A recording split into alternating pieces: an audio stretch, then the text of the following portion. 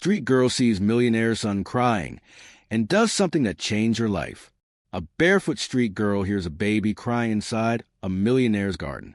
She knows if she goes near him, she'll be blamed. She knows rich men don't ask questions, they accuse. But the baby is choking on fear, and no one is coming. What happens when a father arrives will break everything they believe about guilt, power, and who really saves whom. Before we dive in, let us know in the comments what time is it and where are you watching from. Let's start. Asha slipped through the hedge like a shadow, barefoot on rich man grass. Her clothes were torn brown-gray, elbows ripped, knees stained. Her braids were neat only because they were old, done back when her mother still had a room, still had hope, just water. She whispered, "Then I'm gone." A baby's cry cracked the air. Not whining, panic, choking. The kind of sound that meant someone small was scared and nobody was coming. Asha froze. No, not here.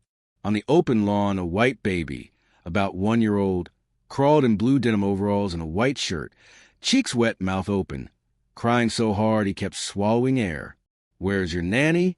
Asha hissed, scanning the mansion windows. Nothing. No footsteps, no yelling, just a baby breaking down. Her stomach twisted. She could already hear the accusations. If anyone saw her near him, don't do it. Walk away. Then the baby coughed mid-sob, face turning red, breath catching. Asha's hands lifted, shaking. Damn it. She remembered another cough. Her little brother Malik, 2 years old, sick in a shelter bed while her mom argued with a staff lady who kept saying, "Rules are rules." The next week, they were on a friend's floor. The next month, they were evicted again. Then the man who offered help and started locking the door. Then the night Asha ran with Malik's hand in hers until a car horn split them apart and she never found him again. Asha swallowed hard. Okay, little man. I'm coming. She stepped onto the lawn slowly, palms open. Hey, look at me. I'm not going to hurt you. The baby saw her and reached out like she was the only solid thing left in the world. Asha dropped to her knees a few feet away. You can grab my sleeve. That's it. Easy. He crawled fast, almost face planting, and clutched her torn wrist like it was a lifeline. The crying dipped, then spiked again when he realized he still wasn't held. Aisha looked around once more. Still no one. All right, she breathed. I got you. She leaned in and let him press his forehead into her shoulder. He smelled like milk and clean laundry, like a life where someone noticed you before you had to scream. Sure, she murmured. You're safe. You hear me? Safe. The baby's fingers grabbed tight. Then he tried to climb her. Asha shifted, careful. You want up? Okay, don't fall. He scrambled onto her back, tiny knees digging in, hands clutching her braids. And just like that, like a switch, he laughed, big open, relieved. Asha blinked fast, throat burning.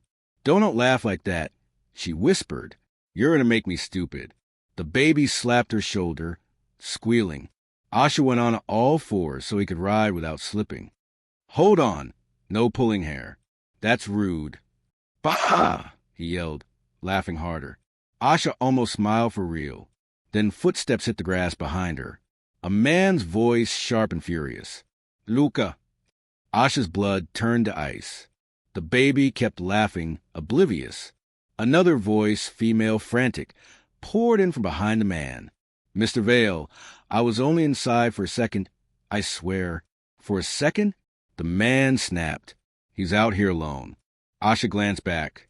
A white man in a dark blue suit and white shirt stood rigid on the lawn, face pale, eyes locked on the baby. Early mid-30s, the kind of man who could end you with a phone call. Behind him, a nanny hovered, shaking, already crying. 2 steps farther back, a guard started forward. Asha flinched and blurted, Don't touch me. I didn't take him. The nanny gasped. Sir, she stopped. The father cut in hand up, not to her, to his guard back. The guard froze. Asha stared.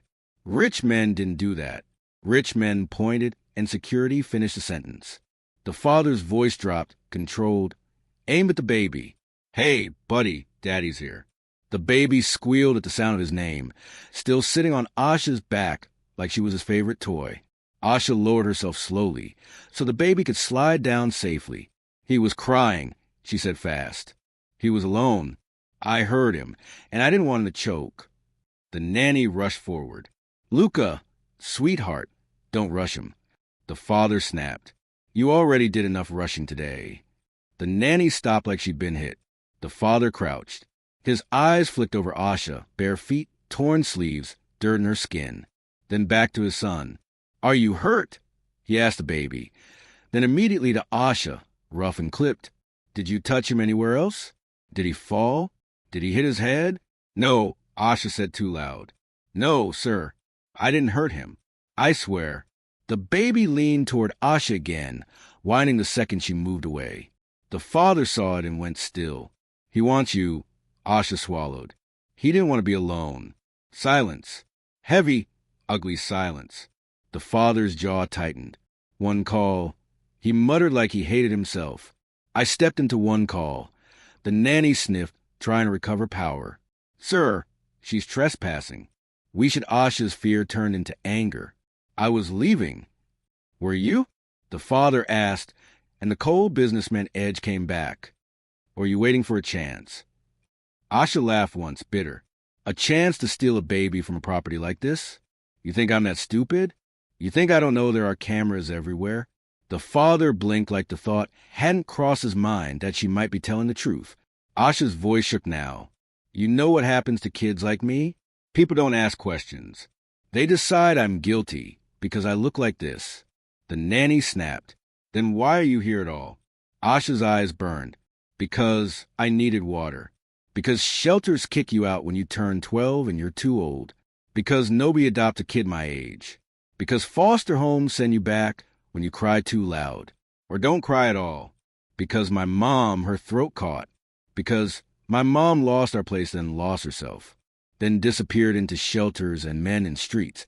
And I kept looking until looking became all I had. The father didn't move. His face softened in a way that scared Asha more than anger. Pity meant cameras. Pity meant headlines. Pity meant being used. The baby made a small, unhappy sound, tugging his overall strap, stared between him like he was choosing where he belonged. He asked, How old are you? 113, she said, old enough to be blamed, too old to be saved. His mouth tightened. And you still helped. Because he was crying, Asha said. The father exhaled slow, eyes still on Asha. What's your name? My name is Asha, she said.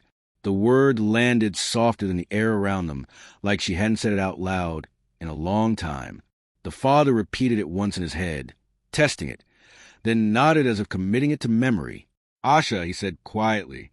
Ai Harrison. That's Luca. The baby smiled at the sound of his own name and leaned forward again, arms reaching for her like this decision had already been made somewhere inside him. Harrison noticed. It unsettled him more than the shouting would have. Pick him up, the nanny said quickly, eager now, trying to regain ground. Sir, I'll take him. No. Harrison said one word. Final. The nanny froze again. Harrison shifted closer, lowering himself until he was eye level with Asha. You said shelters kick you out. They do, Asha replied flatly. Not all, but enough. They say come back when you're quieter or older or smaller or not broken.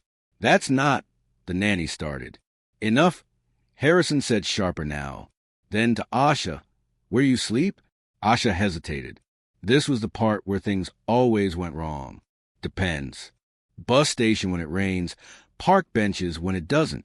Sometimes behind a community center. Dumpsters because the lights stay on. Harrison's throat tightened. How long? She shrugged. Since my mom disappeared? Since Malik? She stopped herself, jaw locking. A while. Luca began to fuss. Small unhappy noises building fast. Harrison reached for him instinctively, but the baby twisted away, crying harder now, reaching back toward Asha with panic in his face. The sound hit Harrison like a blow. Sure, Asha murmured without thinking. It's okay. I'm right here. She didn't touch him yet. She waited, asking permission with stillness. Harrison saw it. Not instinct, discipline. Go on, he said, voice rough. You can hold him. Just sit. Asha moved slowly, like one wrong step would snap this moment in half. She sat on the grass, and Luca was in her arms again, crying, easing into hiccups, then into quiet breaths against her shoulder. Harrison looked away for a second. He didn't want the staff to see his face. When was the last time he cried like that? He asked the nanny without looking. She swallowed. Often, sir. He's been unsettled. Because his mother never came back, Harrison thought. Because I fill the house with people and none of them stay. Security cleared his throat. Sir, protocol. I know protocol. Harrison snapped, then softer, controlled. And I know when protocol fails. He turned back to Asha. I'm not calling the police. Her shoulders dropped a fraction. Not relief. Exhaustion. I am calling a social worker. He continued. A real one, someone independent. You can stay or you can leave. That choice is yours.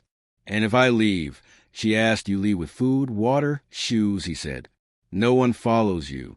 She studied him, searching for the trap. And if I stay, then you tell your story again, Harrison said. And this time someone writes it down. Luca lifted his head and smiled at Harrison, then at Asha like he was proud of them both. Asha felt something crack in her chest. He's lonely, she said softly. I know that cry. Harrison nodded once. So do I. He stood and finally looked at the staff. This ends now. Gates locked. No phones, no photos. Anyone who leaks this loses their job. The nanny nodded, pale. Harrison crouched again, voice low. Meant only for Asha. I can't fix everything. I won't promise things I can't keep. Asha met his eyes. I don't need promises. What do you need? She thought of Malik's cough, of her mother's hands shaking as she signed shelter forms. Of the night no one came looking. A chance, she said, just not to disappear. Harrison straightened, decision made. You won't. The sun dipped behind the hedge, shadows stretching across the lawn. For the first time since she'd stepped through it, Asha didn't feel like a shadow herself. Luca yawned against her shoulder, safe, warm, quiet. And Harrison realized something he couldn't unsee. For all his money, all his guards, all his walls, this girl had done what none of them had. She had noticed his son when he needed it most, and nothing about any of their lives would ever be the same again. If this moment hit you, don't scroll away. Hit like so this story reaches more people. Comment below. What would you have done if you saw a homeless girl holding a millionaire's crying child? Would you accuse her, help her, or walk away? Subscribe for raw, grounded stories where one choice changes everything.